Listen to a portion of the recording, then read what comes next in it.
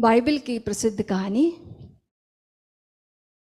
ओशो को बहुत पसंद रही है और उन्होंने अलग अलग आयामों में इस कहानी का जिक्र किया है और तरह तरह से अलग अलग आयाम इस कहानी के माध्यम से प्रकट किए हैं। वो कहानी है कि परमात्मा ने मनुष्य बनाया, दुनिया बनाई, उसमें सबसे पहले आदम और ईव को बनाया। दोनों स्वर्ग में रहते थे। परमात्मा ने उनको एक आदेश दिया कि तुम कभी ज्ञान का फल मत चखना। निषेध आमंत्रण बन जाता है। शैतान का जन्म हुआ। तीसरे नंबर पर शैतान ने सोचा ईव को थोड़ा फुसलाया जाए, परसुएट किया जाए। तो ईव को शैतान ने कहा कि परमात्मा ने तुम्हें बताया कि ज्ञान का फल नहीं चखना, देखो इतना सुंदर फल। ईव ने देखा फल तो सुंदर है, उसके मन में लोभ जागा। शैतान ने बोला कि परमात्मा ने इसलिए मना किया कि तुम खाओगे तो तुम भी सर्वशक्तिमान हो जाओगे, तुम भी ज्ञानी हो जाओगे, सर्वशक्तिमान हो जाओगे, इसीलिए मना किया है। तो ये भीतर ईर्ष्या और निषेध का आमंत्रण और ईर्ष्या जो है बहुत कुलबुलाने लगी। उसने अदम को जाकर कहा, अदम को के पीछे पड़ गई। अब वो तो फिर क्या होना था? ठीक वही होना था जो इस चुटकुले में होता है। एक बार एक लड़का इंटरव्यू देने जाता है। इंटरव्यू में जो इंटरव्यू लेने वाले थे उन्होंने पूछा कि तुम्हारे पिता क्या करते हैं, तुम्हारे पिता क्या करते हैं? तो लड़के ने जवाब दिया, मेरे पिता वही करते हैं जो मेरी मम्मी कहती है।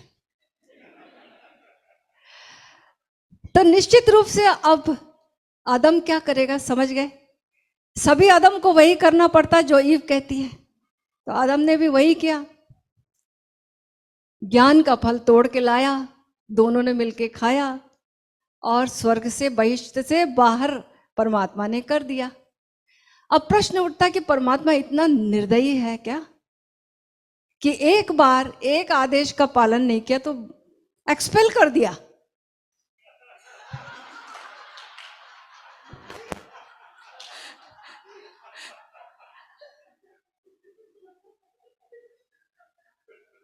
एक्सपेल हो गए वे लोग, स्वर्ग से बाहर आ गए, बेचारे बेचैन, दुखी, पीड़ित। अब क्या करें? हर बच्चे के जीवन की यही कहानी है। हर बच्चा तो स्वर्ग में दिखता है, आता है स्वर्ग लेकर अपने साथ आता है, नाचता है, मस्ती से किलकारी भरता है, उचकता है, कितनी ऊर्जा रहती, कितनी ओवरफ्लोइंग ऊर्जा रहती है, कोरा निर्मल। लेकिन फिर हम उसको संस्कार देते हैं, शिक्षा देते हैं, सभ्यता देते हैं, धारणाएं देते हैं, मान्यताएं देते हैं, ज्ञान से भर देते हैं और वो उसका सब कुछ, सारी ऊर्जा सेटल हो जाती है और धीरे धीरे सारा आनंद ध्वस्त हो जाता। कहाँ चला जाता सब कुछ? सब का सब कपूर की तरह उड़ जाता है। क्यों ऐसा होता है? किस ज्ञान की बात कर रहे हैं? ये जो बाहर का ज्ञान है, इसकी बात, बाहर के ज्ञान में हम जो बाहर के ज्ञान के माध्यम से हम स्वयं को जानने की कोशिश करते हैं। दो प्रकार के ज्ञान है। एक है हम जो इंफॉर्मेशन इकट्ठी कर रहे हैं शिक्षा के माध्यम से, लोगों के माध्यम से, शास्त्रों के माध्यम से, गूगल ज्ञान जिसको कहते हैं, एक वो ज्ञान है। और एक स्वयं का ज्ञान, नोइंग। तो जब स्वयं को जानना ये बंद हो जाता है, फिर उस ज्ञान से हमारी आत्मा का आकाश ढक जाता है। ज्ञान के बादलों से देखो, बाहर भी कितनी बारिश का समय, सब देखते ना, नीला आकाश दिखता ही नहीं है, लेकिन भरोसा नहीं आता जब ये बादल नहीं होते, इतना नीला आकाश है यहाँ का, बिल्कुल ये वही आकाश है, समझ में नहीं आता, और इतने बादलों से ढक जाता है। तो ज्ञान के बादलों से ढक जाते हैं हम। और उसके बाद हम सोचते हैं कि आकाश कहाँ गया, क्योंकि आकाश से टूटे तो व्यथित हुए, क्योंकि हम खंडित हो जाते हैं। फिर जो जिंदगी मजा थी, आनंद थी, वो सजा बन जाती है। मेरे को बार बार वो गजल याद आती है, जिंदगी से बड़ी सजा ही नहीं, जुर्म क्या है ये कुछ पता ही नहीं, जिंदगी से बड़ी सजा ही नहीं।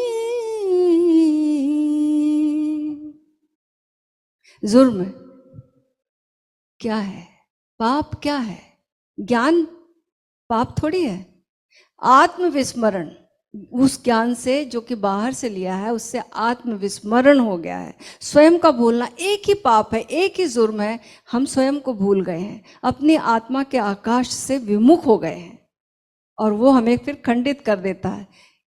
इतने हिस्सों में बट चुका हूं मैं, इतने हिस्सों में बट चुका हूं मैं, इतने हिस्सों में बट चुका हूं मैं, मेरे हिस्से में कुछ बचा ही नहीं।